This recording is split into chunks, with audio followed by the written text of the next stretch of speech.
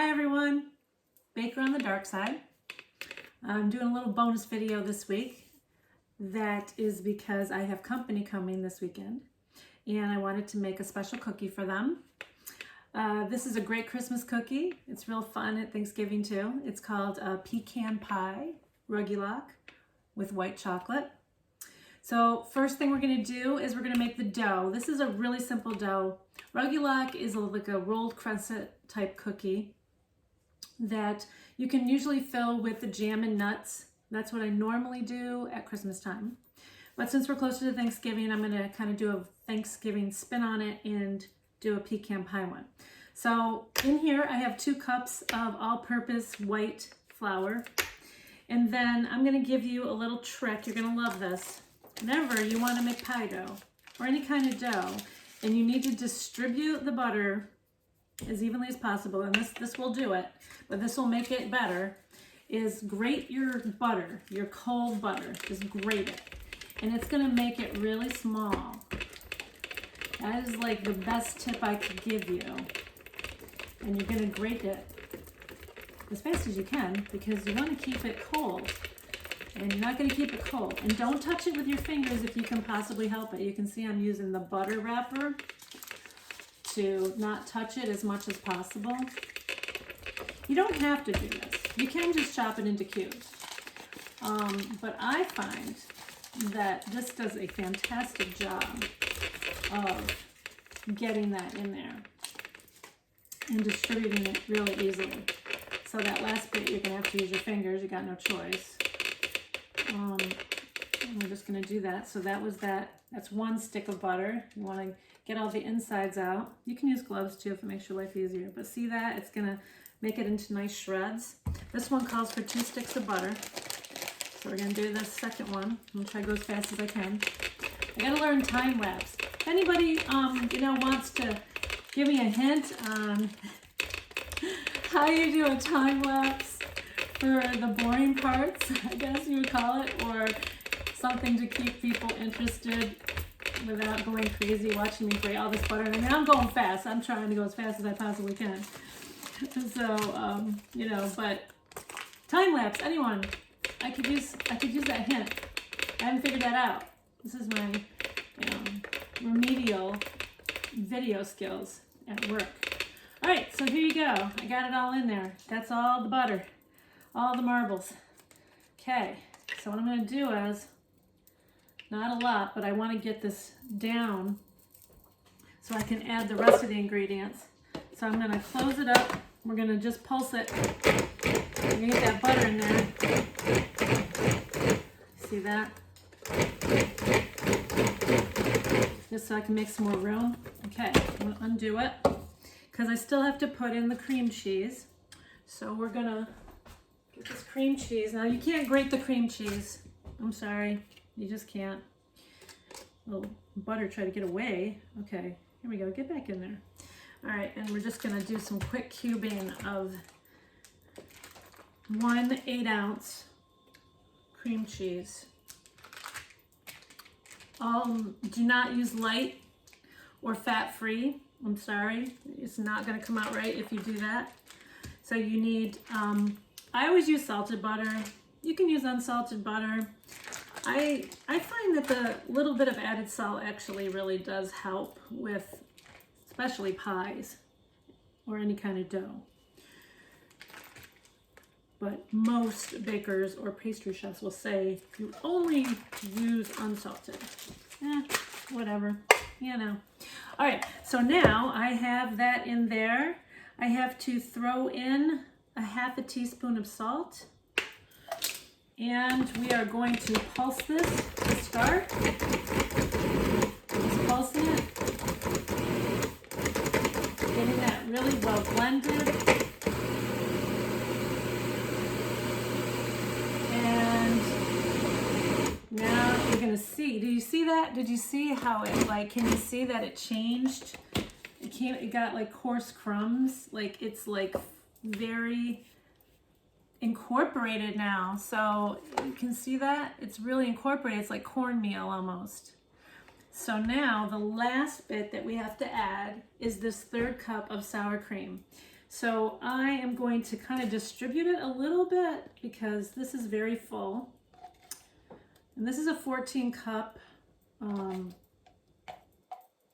food processor. And there we go. I'm going to squeeze this out. Got this little thing at Pampered Chef. If any of you Pampered Chef people are out there, this is awesome for those peanut butters and those honeys and those sticky things that you don't want to try to get out of your cup. They just push right out with this awesome thing. See that? It slides. So very, very nice for sticky things like peanut butter and sour cream and things like that. All right, so we're gonna close it up. We're gonna pulse it. I always try to pulse first. Now, hopefully this will all come together into the dough, but if it doesn't, then we're gonna have to add a little water. If you add the water, let it be cold water. And you can see that we are in business. All right, there it is. There's our dough. Came out really nice. Now, I'm going to show you a little trick. A great cleanup trick. Okay? Get yourself one of these pie rolling, huge plastic Silpats. They're only for pie rolling or any kind of rolling that you're doing. They have measurements on the side. See that? You can measure your 10 by 12 when you're making cinnamon rolls. But it is fantastic and very easy for cleanup. So, just letting you know, you definitely want to do that. Now, with this dough, it normally makes 48. You usually divide it into 4 pieces of dough. So, I want to make them a little bigger than the norm. So, each circle you cut it into 12.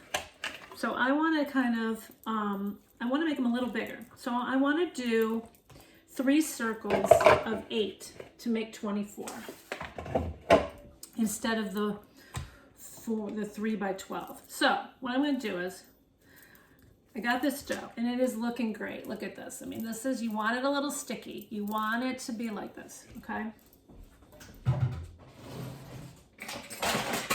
So we're going to measure. So the first thing you do is to make sure that your dough is all the same is you're going to use one of these awesome scales. I'm getting it dirty, but one of these awesome digital scales. Get yourself one. It's awesome for when you want to have the exact amount of cake batter in your cake pans. And all bakers use weights when they do cake, pies, anything. It's crazy, but we do.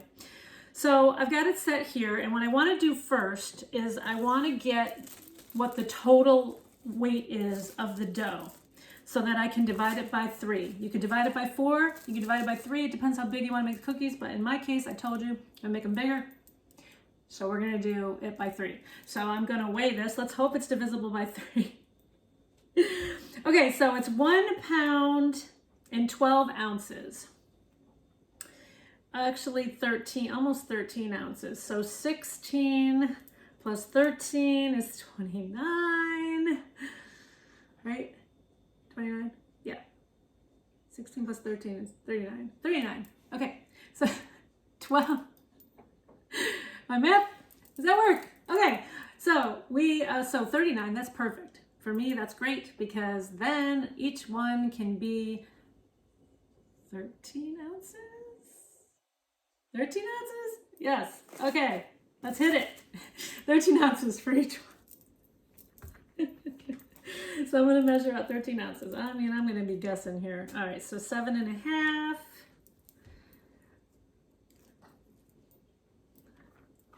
8.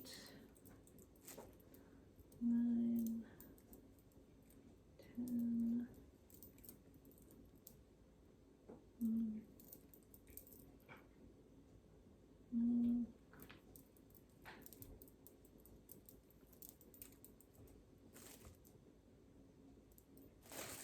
Okay, and I'm gonna divide this in half. Wait, I might have been right. Was it 29? I might have been right, it was 29. So 29 divided by 3, someone help me, is 9, 10 ounces. So So a little under 10 ounces. That's what I thought, because I'm like, this one is way too heavy. All right, so 10 ounces. Come on. Oh, I can't believe I can't do math in my head now. All right, so a little over 10 ounces. I mean, we're judging. It doesn't have to be exact. Thank God. I'm going to check these. So 8, 9, a little under 10. Okay, I might put a little bit too much on that one. So 10. Okay, what's this one? Beautiful. All right, so I got them pretty even. A little bit more on this one. That's 9 1/4, 9 3/8. Close enough. 9 1/4. Yeah, we'll go with it. All right, so then you're just gonna take your little doughs now and you're gonna put them in the plastic. I've made a huge mess, it's fine, my fingers are a mess. I'm gonna put them in this plastic wrap. Now, these are gonna go in the refrigerator, but not for very long, because here's what I'm gonna tell you that no one tells you. You know how they say chill the dough because you don't want it to spread? Well, it's a lot harder to roll things out when you chill the dough. And I will tell you, I worked for a bakery where I made 1,000 or more cookies, cut out cookies a day, and guess what? We didn't chill the dough. No, we mixed it, we rolled it, we cut them, we put them on sheets, and then we would chill them. So that's a little trick that I am teaching you about chilling the dough, okay? At least for cutout and pie purposes. So I'm only going to put it in there for a second because I want to keep it cold. I don't want it to get too warm, and we still have to make the filling. So I'll be back when we make the filling. Thanks for watching. Okay, baker on the dark side. Back for part 2. So now we made the dough for our pecan pie and white chocolate Rugelach. So now we're going to make the filling. Super simple. Like I said, you can do jam and some cinnamon and some chopped up nuts. That's a great thing to do at Christmas time. I use raspberry, I use apricot. So now we're just making the pecan pie. So 1 cup of pecan, any kind you want, salted, unsalted. And you're going to get these really ground up.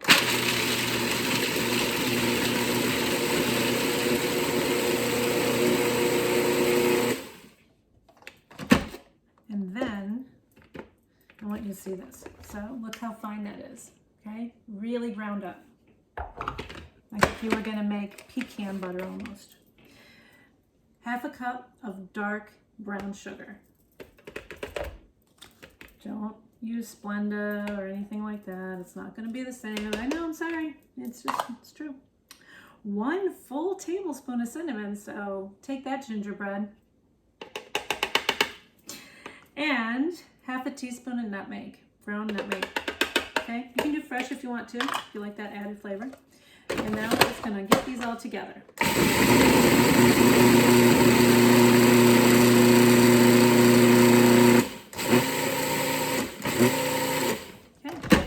I want you to see what that looks like. So see that? That's what it looks like, okay? All right, so that's our pecan pie filling. The white chocolate is going to be drizzled on the outside, okay? It's not going inside. All right, so as I told you, we got our trusty rubber mat here. And we're going to start doing the assembly. So I'll be right back.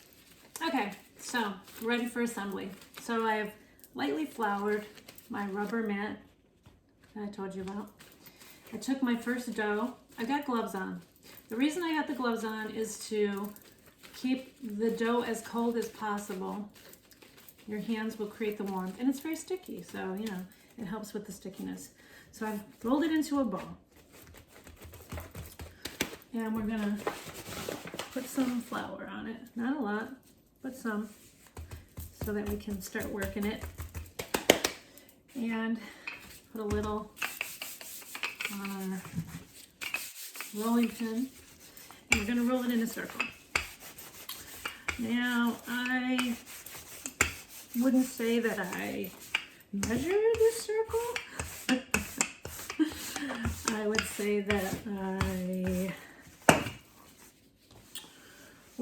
have a good idea of what I want it to be, you know.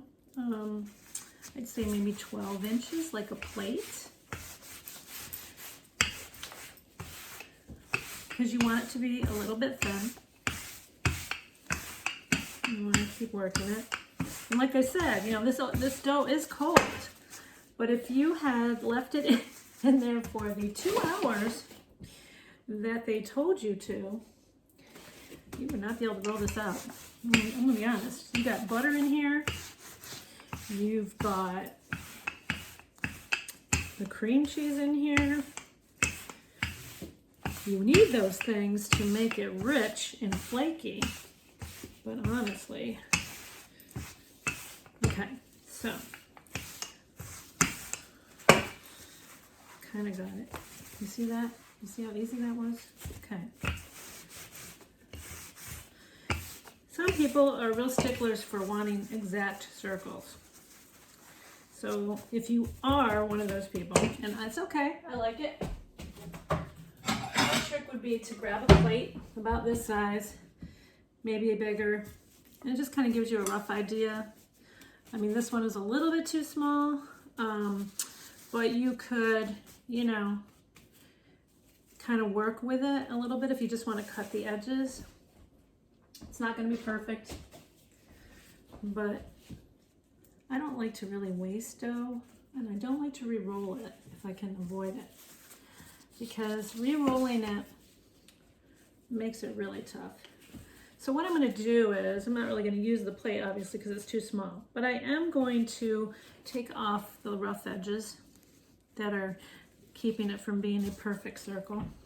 There are some people, I know a guy, he literally could just roll everything into a circle. I was so jealous. His name was Russ. He was so good at rolling things perfectly in a circle. I was so jealous, so jealous. But as you can see, I got a pretty good circle. Okay, so now this is a very dry filling, but it's going to turn into that pecan pie type filling. But what I want to do is, I'm just going to make a little spray. You can use egg wash even, but a little bit of spray just to give it a little wetness. And then you're going to take this and you're going to sprinkle this on here. I'm doing 3, so I'm kind of judging what a third of this is going to look like. It smells amazing, I'm not going to lie. So it doesn't have a lot of filling. You don't need a lot. So you're going to spread that out. Try to make it as even as possible, as much as you can. Maybe a little bit more. Just a little bit more, maybe. Yeah, a little bit more. Okay, so there we go. It's not going all the way to the edge, okay? It's gonna go about 1/2 inch to the edge. And I'm gonna press it down really tight because I want these to stay in there. And I sprayed it so that that would happen. So now I pressed it down really far. Okay. So I want to get 8 Rugelach out of this. Or 9, let's say 9. I'll be happy with 9. Okay, so I am going to, well, maybe that's not good. Maybe I usually do 16, 12. I wanted to make them bigger. All right, well, you cut it in half. And then you cut it in half again the other way. So now you've got 4 circles here. 4 triangles to the circle. I am really doing bad at my math and geometry today. Don't listen to my math. Just watch what I'm doing. It's a miracle that I'm able to bake it all, right? Okay, so normally I would cut these into 4s, but I'm not going to. I'm going to cut them into 3s. I'm going to make my life harder. And I'm going to try to judge. And I usually cut each quadrant. And I'm using a pizza cutter. That's just my preference. You can use a knife. So each triangle is going to have 3 triangles, 3 smaller triangles. I can do this. Anybody know what the heck I'm talking about? No. Okay, so now they're all cut. So then what you're gonna do is you're gonna take each triangle, so it looks like a pizza pie, okay? And you're gonna roll it from the wide end. You're gonna roll it really tight. And you're gonna tuck that tail under, okay? So that it's on the bottom. Look at that. You see that? Look at that. Can you get a good view of that from all angles? So they look like little crescents.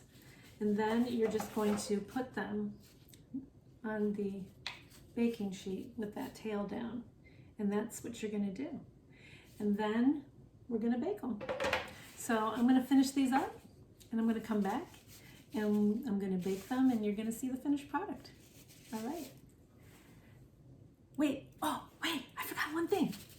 Just so you know, and I don't have to make another video. When you want to make things golden, including your pie, use egg wash. It's 1 egg, 1 tablespoon of water. Some people use milk, some people use cream, whatever you want. So whatever you want to look golden brown, baker's secret, you take your little brush and you dip it in the egg wash, and then you do that. See that? You just lightly do that. And then it'll come out to be this nice golden brown color. They don't tell you that. Egg wash makes it nice, shiny, brown. Remember I said that. Okay, see you back when I'm ready to finish them up.